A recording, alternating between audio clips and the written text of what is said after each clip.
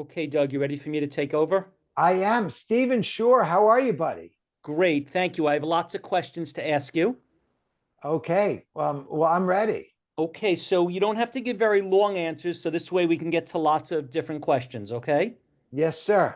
Okay, first, I own your glass sprout jars. I have six of them in my kitchen, and they do two things. They really are a very clean, simple way to sprout, and my wife likes them because they are aesthetically very pleasing, so they don't look like the old green plastic jars that I had. I'm considering getting more. I feel like six feels like a lot, but I like to have a lot of sprouts, so I'm thinking maybe of getting another few, bring it up to 10 or 12. Yeah. Well, I want to just say something. Your wife's intuition about the aesthetics is form follows function. So she's tuned in on it. So the ones isn't that the problem with the green plastic ones isn't the green or the plastic. It's that the plastic actually collects biofilm and can leach microplastics.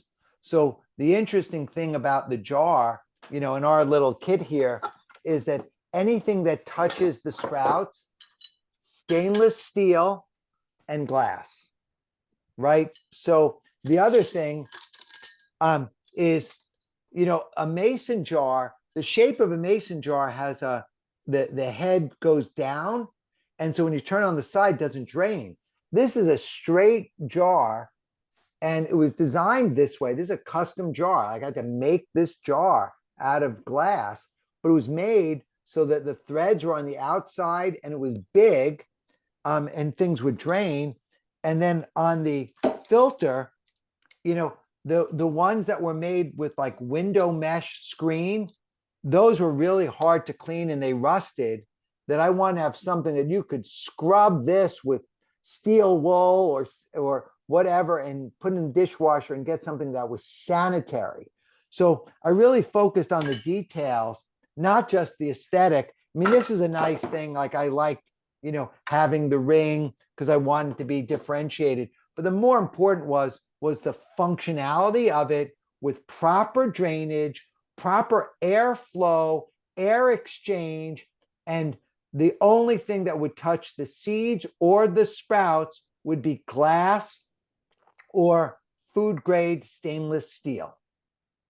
Okay, so let's assume someone watched this lecture, then they read your book, and then they are really convinced that sprouts is fantastic for their health. It makes sense. They love everything you said.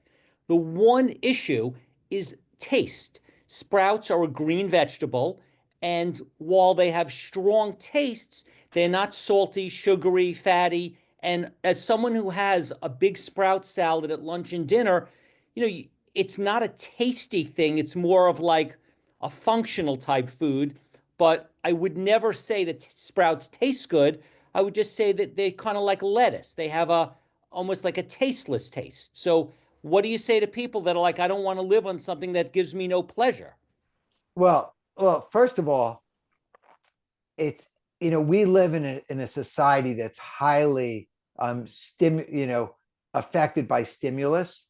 So, as Joel Furman wrote in his book, you know, eat to live, you can either live to eat and fantasize about your next meal and how it's going to release dopamine and pleasure in your brain, or you can get a life outside of the stimulation of the dopamine release from food. If you want to be stimulated with the food, simple thing, simple recipe. You can take lentils, sprouts, and sauerkraut, mix them together instantly, and you are increasing the protein, the fiber, the antioxidants of the sauerkraut by 1,000% by adding some sprouts to it. And the sprouts will just add a nice crunchy flavor, and you'll get all of the flavor profile of the sauerkraut or of the kimchi or whatever you mix in with. Fats taste good. So if you were to take an avocado and munch it just take the raw avocado and do avocado smash with the broccoli sprouts or the alfalfa sprouts and like just smash them together, the balance between the sodium inside of the sprouts and the freshness and the crunchiness of the sprouts with the fat of the ripe avocado is addictive. It just tastes good. Like the more you eat the avocado, the more it will be. Now, avocados are expensive. So if you want to get a fat release, you can use something like tahini with tamari or salt or sauerkraut or pickle, and take fresh raw tahini and mix it with, something that's a little salty. Or if you're on the no salt side, you can just mix it with water, and the fat of the tahini, and tahini, raw tahini is just smashed sesame seeds. And so high in calcium, high in fat, high in protein. And when you mix tahini, like they would in the old Greek restaurant, makes everything just taste better. So you can make a tahini dressing. And so that's another part. You can use, whether you're into nightshades or not, let's just say you are, you can take a tomato sauce. And I obviously would prefer fresh tomato sauce, but even if you took a tomato sauce or tomato paste from a can or a jar, I prefer a glass jar over a can, and mix that over the sprouts, you will taste the tomato more than you will taste the sprouts.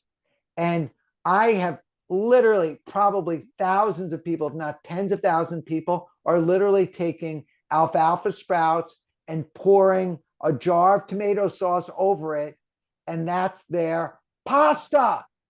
So in eliminating, gluten pasta, which is basically sugar and gluten with sprouts, game changer. So you can interject the sprouts into a diet, and I look at the sprouts as something that will pick up the flavor. You could use, balsamic vinegar, or you could use oil and vinegar, or oil and vinegar and salt. And so whatever you're normally doing with your dressings or your sauces, you can do with sprouts. Okay, so assume someone likes the nutrition profile of sprouts. They figure out how to make it taste acceptable to themselves. How do you get full? Like when I eat cooked chickpeas with quinoa and a sweet potato, that fills my whole body. It calms me. I can leave the house for 6 to 8 hours and feel the whole time I'm full. If I had lettuce, lettuce wouldn't fill me. Sprouts seem closer to lettuce than they do to cooked beans and grains. So how do I get enough fullness and satiation and energy to eat at 1 o'clock and leave the house and come back at 7 hours later? Yeah. So I would say you want to go heavier on the legume sprouts. I just put together a few months ago a 6,000 calorie daily diet plan for someone who's training for an Ironman triathlon, and they need 6,000 calories a day. So I put them using sprouted green peas, sprouted lentils, sprouted garbanzo beans, sprouted mung beans, and the tahini, and the I like the sauerkraut, and they were having that. And if what happens is you look at the sprouts, and it's kind of a mind game. Like you look at them, like if you look at a mung bean sprout, like the bean sprouts you see in an Asian restaurant, because they're white and flimsy, they look like a sperm cell. You think they have no nutrients in them.